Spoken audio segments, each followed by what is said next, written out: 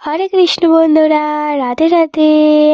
সোনা বন্ধুরা, তোমরা সবাই কেমন আছো? আশা করছি খুব ভালো আছো, আমিও খুব ভালো আছি। তো চলো আজকে তোমাদের সাথে শেয়ার করছি আমি আমার ছোট্ট গোপালকে কিভাবে প্রতিদিন স্নান সেবা দিয়ে থাকি। তো দেখো, যেমন জামাটা এখন আমি ওকে খুলে দিলাম, তারপরে এখন আমি ওকে সুন্দর করে তেল মাখিয়ে দিচ্ছি।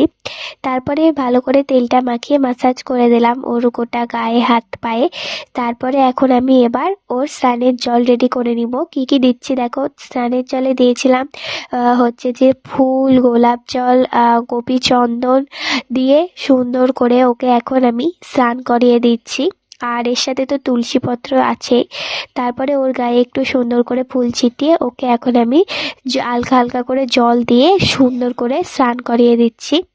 তো দেখো, আমি এখানে একটু উষ্ণ উষ্ণ গরম জল নিয়েছি, কারণ এই দুদিন আমাদের এদিকে বেশ ঠান্ডা পড়েছে, তার জন্যে গরম জলে ওকে স্নান করাচ্ছি।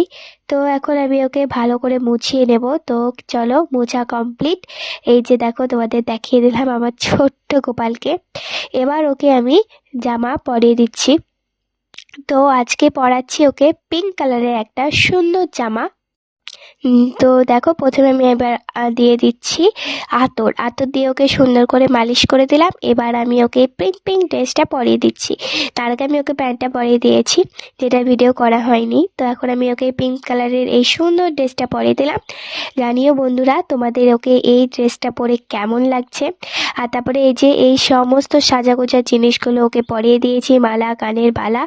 তারপরে এই যে অবশেষে সুন্দর করে চন্দনের টিপ, যেটা ছাড়া আমার গোপাল সম্ভবই নয়। আজকে এতটাই, দেখা হচ্ছে পরে ব্লগে। রাধে রাধে। তারপরে সিঙ্গার।